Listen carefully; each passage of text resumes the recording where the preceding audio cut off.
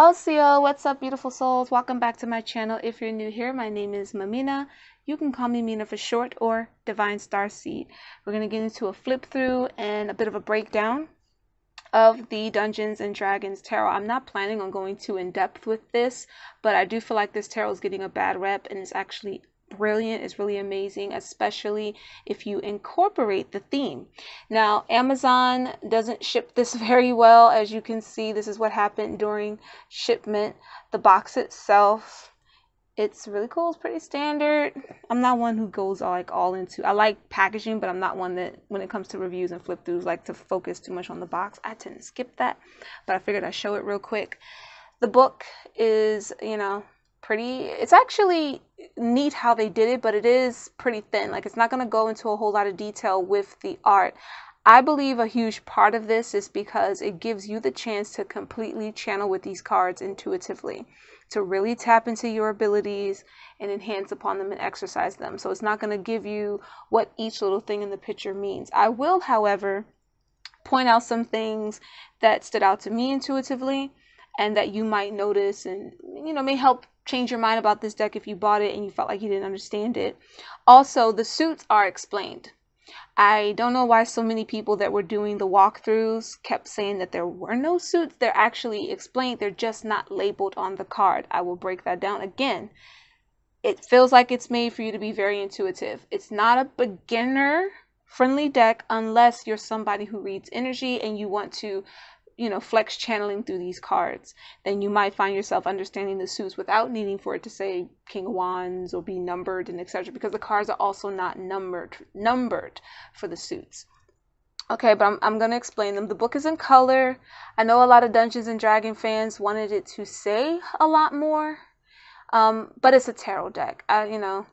It would have been cool if they did more, but even just getting this is pretty neat. It also, keep in mind, by it being Dungeons and Dragons, if you want to play it as a Dungeons and Dragons deck, you can. They have like little stories underneath each card to fit the meaning. I feel like this is perfect for if you're diving into different themes, like, what mystic energies are you picking up on? What could your dreams mean? You really can do any kind of reading with this deck of cards. I'm not going to act like it has to be a particular theme. However, the images may resonate with you more if you're looking into your magic or crafting and stuff like that. Okay, I had to pause there for a second. All right, so we're going to start off with the measures. I love the Fool's card. I like how the dog's actually looking away, and it's an older male. So if you think about it, if you have ever seen The Witcher, there's a folk singer that follows him around. I believe they're also called a bard, right? So he follows him around and he tells his tales. This person puts himself sometimes right in the line of danger just so that he has a story to tell. It still involves taking that leap of faith, believing he's going to make it through, but it can also still incorporate that innocence and that need or want to explore, and taking that faith as you explore. Him being older would imply that even though he's an older person, he still has an innocence to his energy, and he hasn't lost his sense of adventure. My code name for the Fool card tends to be the Adventurer, the Major Adventurer, because that's what he's always on. That's what he's always looking for, what else he can explore about himself, about new places, chart new territories. So I like that.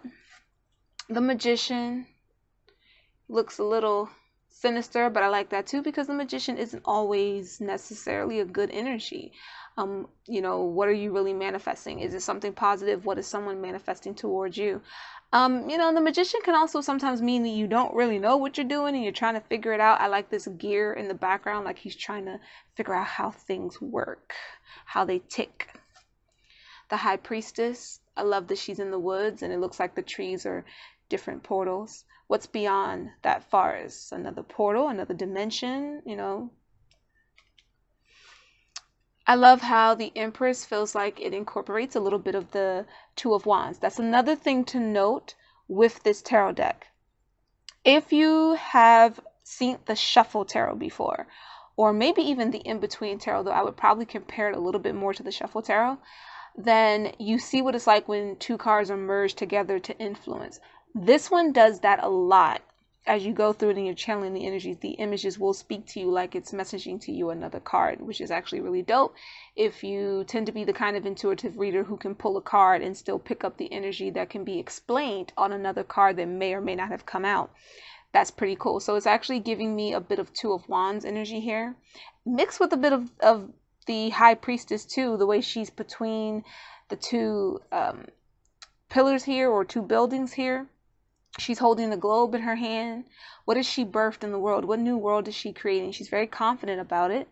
This is a really interesting way. Again, I'm going to try not to like explain all the cards. I could, but I'm going to try and just like skip through and give you an idea of how to read them so we can get through this pretty quickly. We have the Emperor. I love the mystic beings that they chose for this card, because they're known as the beings of stone, iron, and fire, actually, because, you know, they forge these big weapons and they tend to live in underground areas or caves. They're small people, but they're really powerful. I like that for the Emperor card.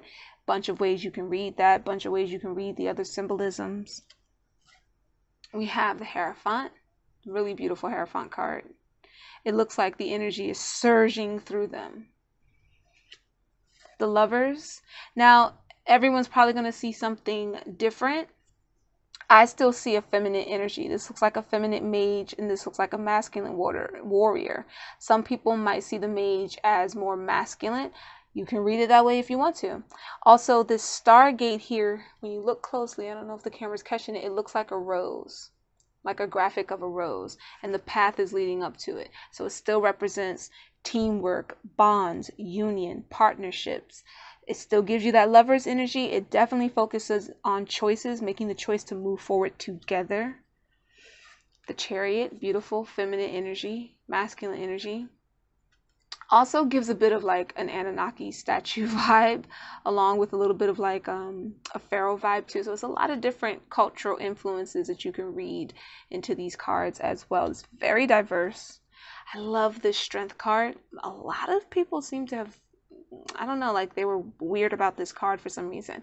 They were like, what's the blood on his hand for? Well, if you look closely, you see these vines look like they're cutting into his hand. Also, these red leaves up here imply like maybe a fall season. And he seems to be looking in the woods like, if he's injured, who's going to come treat him? People might fear him. He's willing to be vulnerable to get assistance, but he's this big orc-like creature, so who's going to come and assist him? That's one way to look at this energy. Another way to look at this energy is finding strength in your vulnerabilities, finding out how to see and sense your own power and how to face your fears. He could be a beast that someone needs to face, you know, and they're like, oh crap.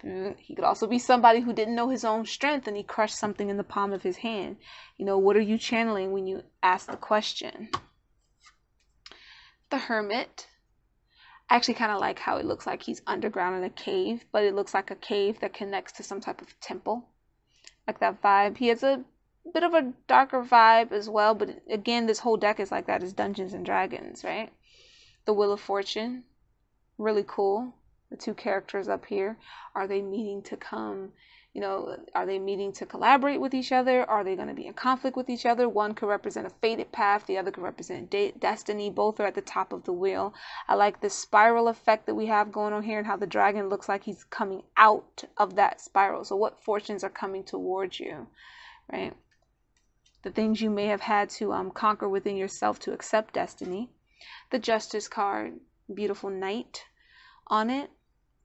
The Night energy, oh my gosh, like you can read so much into that. Beautiful Hangman card.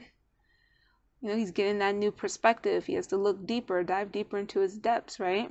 He has to connect. The Death card, are you willing to accept transformation or will you fight it? Will you let what needs to end in? Will you fight against it? A bunch of other things we could read into that, but I'm trying to speed through. What I like about this Temperance energy, I know a lot of people might see it as a little more dark, but what's actually interesting about it is, first of all, the mudras and the fact that he's in a meditative state. When you think of temperance, it is alchemy energy, it's also balancing the extremes and what are you creating out of those extremes. It's interesting how in the images back here we see different faces. Some look like they're more monstrous, others look like they're just beastly, and then of course there's like this stern male figure here. So when you are battling your inner beast, it kind of channels back to the strength card. You're either trying to soothe something or maybe even tame something, a wild part of yourself, while still also accepting it. But when we're talking about, say, a person battling their demons or a person battling something more monstrous, it's purging and purifying, completely transforming that energy into something totally different. That's hard to do until you learn to be balanced and see harmony in yourself, so that you can see all these different faces of either people or even yourself, to know what needs to be purged, what can be maybe tamed, and what can simply be soothed. That which can be tamed can be soothed and become an ally. Right? And then we have this figure up here. He actually gives off emperor energy. But some will probably just see him more like a devilish energy. But to me, he gives off an emperor energy. However, you can apply that too. In that temperance state, you have to be mindful of what influences you as well, and what you're influencing. We have the actual devil card. He looks like he's trying to tempt somebody to drink. It also kind of looks like he's going, I mean, you can drink this if you want to. It's not like I care. Like he acts like he unbothered, but really he's hoping that you drink that and fall for the trap, right? He can represent indulgence. We have the Tower card. Love the dragons. The dragons can be read as energy. You guys know that I like to read the gradients, so I like to read the colors, the transitions of the colors. I like how this window here actually looks like a doorway as the fire shoots down. Beautiful star card. She looks very confident. Like, I know what I need is coming. It's not even just about hopeful for me, darling. I know my wishes are being fulfilled. So let me go ahead on and purify what I need to and prepare myself. There aren't any nudes in this deck.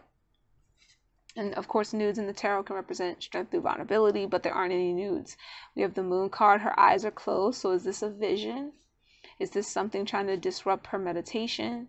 What is she dreaming about? What illusions does she need to face? The Sun card is really powerful. Some might see the Sun card also crossing over in a sense with the Death card, because he actually looks like he could have been on a Death card.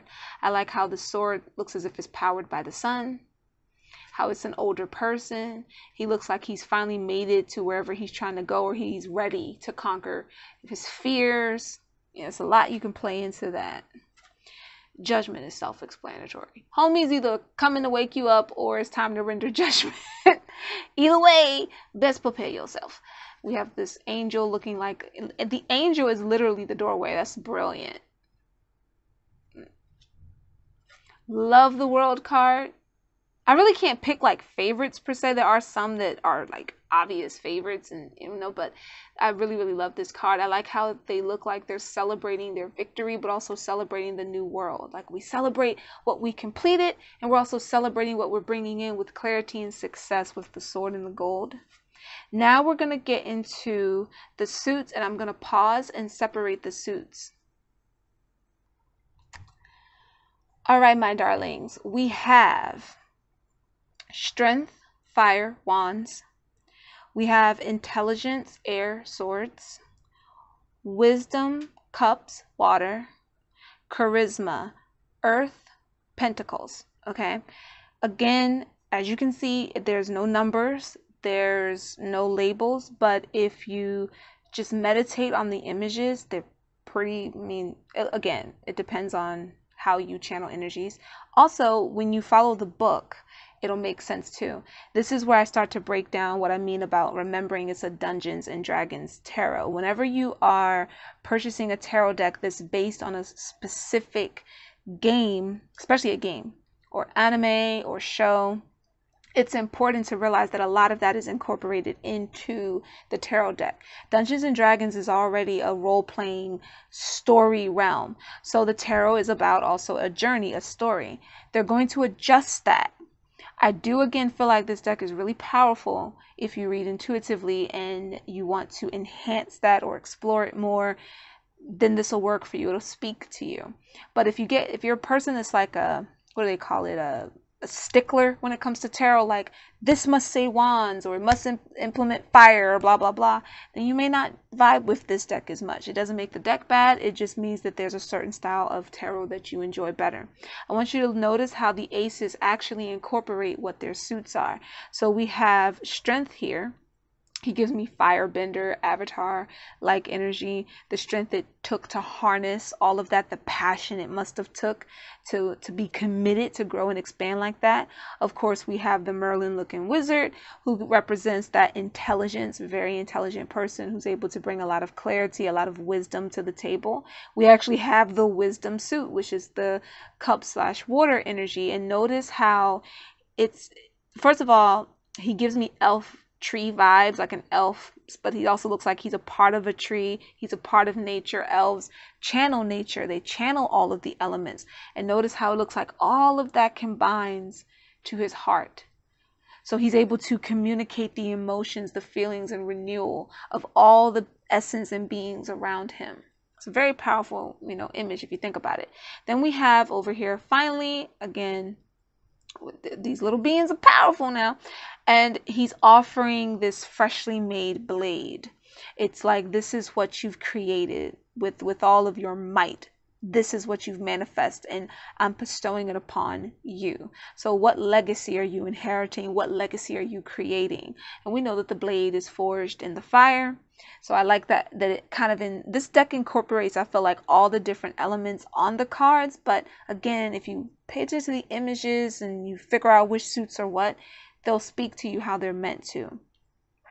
You can see me do, of course, a reading of this on my channel, and I also have a reading of these cards on my Instagram to kind of get an idea, right? But each one explains what they are.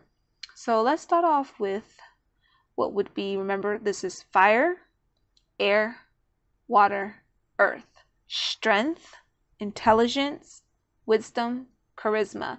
Charisma is how you solidified everything else in the suits above, okay? So the ace,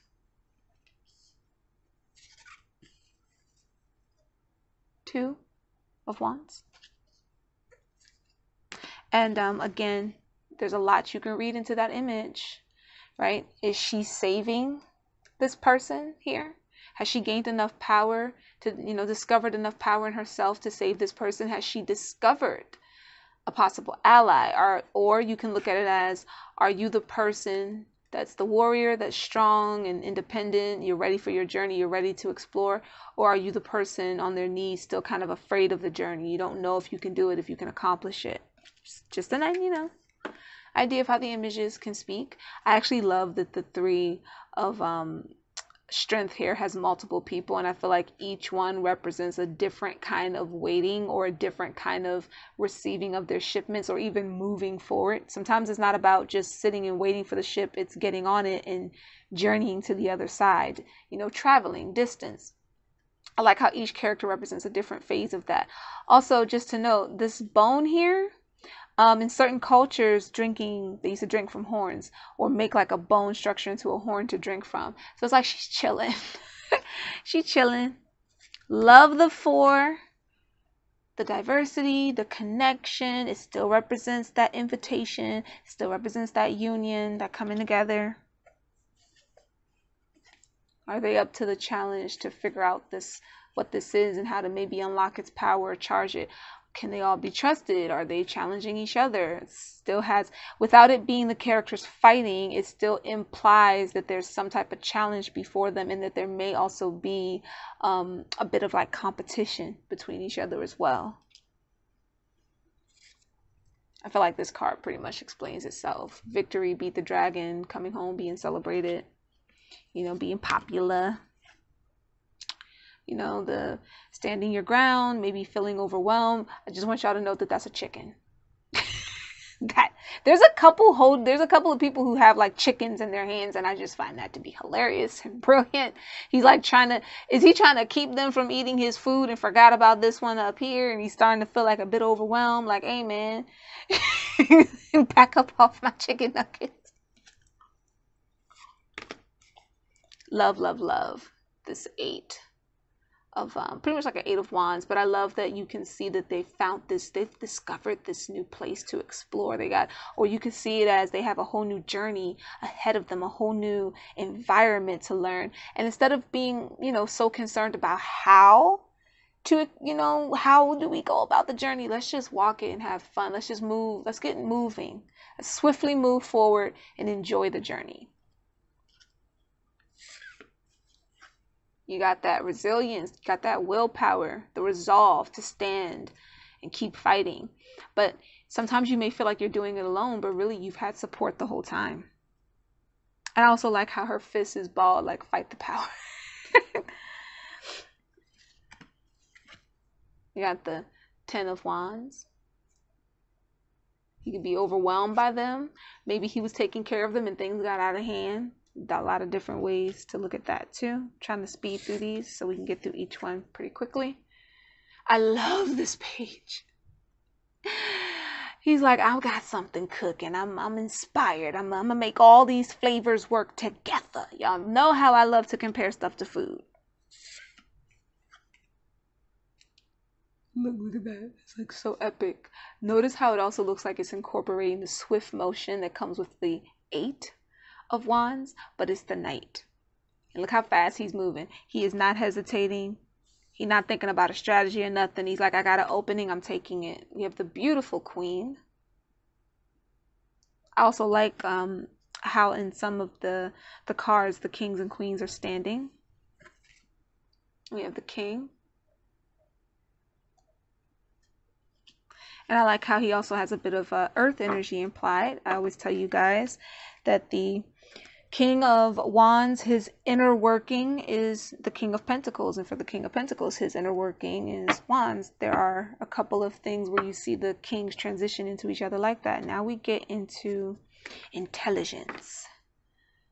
Of course, the Ace. Clearly looks like he's trying to make a decision. Whose side do I choose? Maybe I should just, maybe I should just stick to doing it myself. Love this here. Look at how the background is all, it just looks like it's deciled and, gone, dead. And she looks like she's crying, but she also looks like a melted painting. And then all of a sudden there's this new hope, this new life springing forward. Letting go of the pain, releasing it, healing it. Taking time to meditate and rest. Each character resting and meditating in a different way. And of course, this would normally be that 5 of Swords, intimidating someone, conflict, how sometimes conflict can create a division. Notice how they're so busy pulling on the vase, they're not even paying attention to the creepy thing coming out of the vase. Who's going to let go first, or will it break and create a problem? Who can let go and who can't? Love this 6 of Air, 6 of Swords. And also, like, some people put the tarot cards like that. Be read as one energy. That can be read as another energy. It's so dope. Transitioning from the sea to the air. Gorgeous. Very sophisticated 7 of Swords. Are you hiding yourself?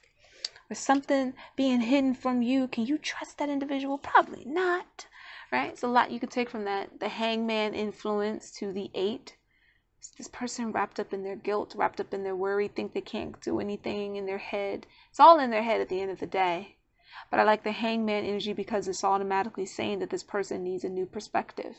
Instead of being upside down, they probably need to be turned right side up. They seem to only have a bottom view of things. And then we have this really gorgeous way of doing the 9 of Air, 9 of Swords. She looks like she's banishing her fears, confronting them in a different way. Really interesting 10. The 10 of Swords is about once this is over, it's over. We're not revisiting, we're not rehashing it. What I find really interesting is this person here, this vampire looking guy. With this, I feel like this is the same individual. And this gives me like the old school movies of the vampires that used to move really slow. And it looks like she might be held captive by that person and she may have to face them. How did she get in that situation though? Did someone betray her? Did she spend so much time in conflict on whether she should let go of her pains or not, that she was in, she ended up snared, so to speak.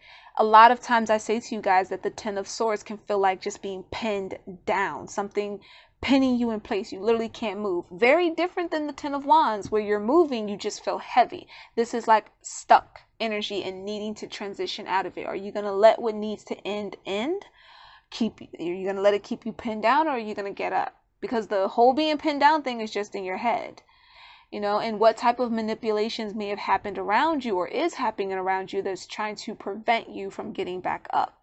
But see how she's standing and she has the sword in her hand, as if maybe she pulled the sword out of herself and she's ready to defeat. It's actually a wooden stake, but she looks like she's ready to defeat this energy here. Like, all right, I'm ready to end you for good. I'm ready for you to turn back to dust. So I thought that was a cool vibe. I'm trying to rush through, so if some things don't make sense, it's because I'm trying to talk kind of fast, but still slow enough for you guys to get it. Really love this page.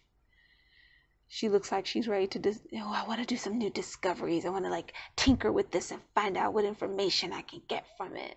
Also still an amazing communication card too. I like the youthfulness. Kind of gave me, this deck also gives like a bit of League of Legends vibe, for those of you who know that game, or if you've seen the series. We have the Knight. Once again, we have the fist balled, like, more power to you. We definitely get that confidence, that determination, that discipline. But he also looks like he might go impulsive if he had to. The Queen looks like she is not to be played with. Come honest. Be honest with yourself about what your truest, desires are and how you may want to communicate them. And I love, again, how some of the kings and queens seem influenced by the other suits, the water/air energy of this card. Can this king be compassionate while also still being stern in his rule? Hey, come on. Now we're going to get into this pile here. Closer look. See what I mean? Like nature, pulling in nature, rooting himself, pulling in the elements, and it's all connected to the heart expression. The vibe of expression. Partnerships. Love this Three of Wisdom. How it looks like they're celebrating and dancing. Again, fours are about that meditative state. So instead of always viewing the Four of Cups as ignoring something, perhaps he's trying to ground himself and quiet all the noise so that he can be centered. And I say this a lot when the Four comes out.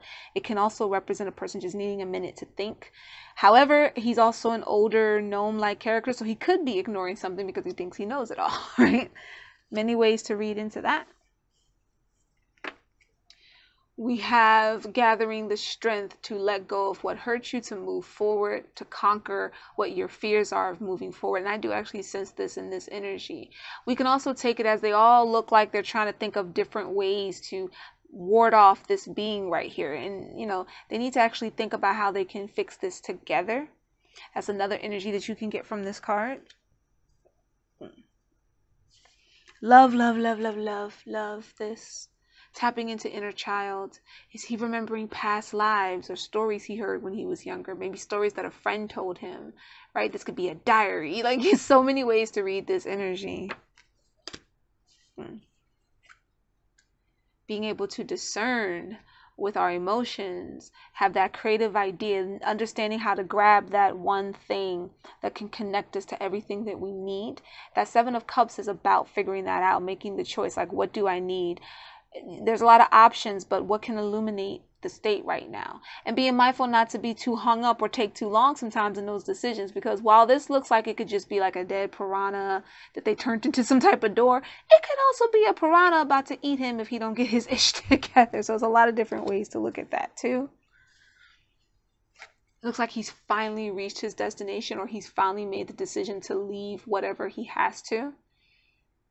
So I like this version. I always tell you guys, sometimes the Eight of Cups is about where you're moving to and not always about just what you left, right? Beautiful Nine of Cups. Like, I'm saying cups, but I mean to try to stick to saying the name of the actual suits of wisdom. But making sure he's not becoming complacent. He's enjoying his success, but he doesn't become complacent with his success, right? And he's definitely, living the life. He got the coin, his feet kicked up, he got his beer. A beautiful 10 of wisdom. Keep in mind the suit's title. So when you're thinking of the title and how the imagery speaks to that, don't just get caught up on the fact that it's the 10 of cups and normally that's a rainbow with kids and a family. That can still be applied in the energy of this card depending on how you feel the vibration. However, this can be about really coming into happiness and serenity with yourself so that you can communicate with others on a higher level, on a more psychic level. I also like the Kundalini energy and how the wings make me think of a phoenix as well. What's she daydreaming about? What new adventures and what's exciting her? She looks like she's ready to just explore the world and live her dreams to the fullest. Speaking of dreams, I like how this knight actually looks really strong. I know you guys aren't used to that when it comes to like quote unquote cups of water energy, but I like how he actually looks determined to make his dreams into reality. And remember, wisdom represents the water energy, which is creativity, how to make your dreams real, how to express yourself, expression. I just love this card. It's also interesting how she gives off a bit of a poison ivy vibe as well. That's also really interesting. It also makes me think of I believe it might be the World card, or I think it's the World card in the Sexual Magic Tarot as well. And remember what I said about like the influences. It looks like she's also influenced by earth energy. And then we have, look how his hand's over his heart. Like he understands his emotions. He gets it. He's connected to himself. That's a really powerful image. We don't always need it's cool if water's in the image, but we don't always need water to be there. And remember, it's wisdom. So I feel like if you're looking at it for what the suit's titles are, strength, intelligence, wisdom, charisma, the cards will make absolute sense to you. You just gotta be open-minded and open to channel the message. Gorgeous. She's multitasking. She's like either conjuring or capturing this creature while also reading a book, and just like, I kind of like how she looks balanced. Like she looks like she's juggling things, but she's balanced in what she's juggling. Collaborations.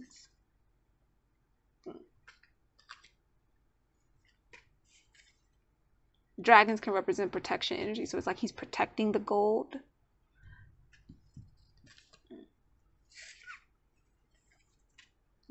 The shadow would imply that this creature is all scary, but really it's just a creature that feels like he's left out and needing attention. Even though there's gold in front of him, he's too caught up and feeling like he's abandoned or disregarded. It's not like the dragon and the one with the treasure. So it can be about realizing you're not, count yourself out yet. It still gives you that 5 of Pentacles energy. This definitely gives you the 6 of Pentacles energy, mixing with a little bit, funny enough, of that 9 of wisdom, right? We have that 7 of charisma. I feel like, these are pretty self-explanatory, right? Like they still fit the theme of a traditional card. I like that they're pirates, because we know that the 9 of charisma, the 9 of Pentacles, can be about indulgence, independence, and also like if you're going to let somebody on your crew or let someone in your sacred space, they got to be correct. You can't join the crew if you're not coming correct. They could also just be, they don't have to be pirates, but they look like pirates to me. Then we have this beautiful image here. He looks like he's teaching her. Like, let me pass on the knowledge to you. I love the bear, the protective energy of the bear. Legacy, protection, home, abundance. I love this. I love that there's a tiger here. I love the door opening, and you could tell it's going to lead to a whole new world, a whole new experience. The pages are still message cards, but also that wherever they're going, they're going to discover new things, be able to express in new ways, new studies. I love this knight. I'm going to tell you why I love this knight. Because it looks like the knight finally is able to just like celebrate the achievement. Like, I finally achieved reaching my destination. I gave a coin to who I had to give it to, and now I can actually chillax and enjoy myself. I could take it easy. Remember, the Knight of Pentacles is about taking it easy. You can take your time. He doesn't have to take forever. He doesn't always have to be slow, but take your time. Love the Queen. How she's serving everyone. You know, when you're taking care of everyone else, make sure you're taking care of yourself too. Sometimes her face changes for me in reading. Sometimes she looks like she's content. Other times she looks like, I know y'all ain't got me. I cooked all this and I gotta serve you too. And finally, to end it off, we have the King of Charisma, King of Pentacles. I like how strong and sturdy he looks, but I also love that this instrument is here because the instruments represent harmony to me in this deck. They represent a frequency, communication through frequency. So it's like, yeah, you know, I can be protective if I had to be. I can bring in stability, but I can also soothe things and make it calming, and that is also a part of Taurus energy as well. You can still read the cards, I feel, as their zodiacs if you so choose, but because it is a Dungeons and Dragons deck, because it is so diverse, you can actually, whatever energies and elements you personally channel for those cards, by also thinking of how the image is speaking to you, I feel like it advances upon your readings. If you're already somebody that's trying to get used to channeling energy, I feel like the images will help you bring that out more. I recommend subscribing if you feel so inclined. And when you see me use this deck, you'll see me do pre-channeling, and then you'll see how the cards come out with the energy that's, you know, pre-channeling, and that may also help you see another way of viewing the cards. So if you purchased this deck and you felt like, what the freak did I do? I hope that this video helped you. And if you were thinking of it, I hope that this in-depth flip through review explanation thingy assisted you. I'm getting tongue-tied now, which means it's time to call it because I'm hot. Again, Amazon's to blame for the box. It's not the company's fault. That was Amazon. Peace, love, and light, beautiful souls. Get your copy of Love Confession Cyber Edition. Link in bio.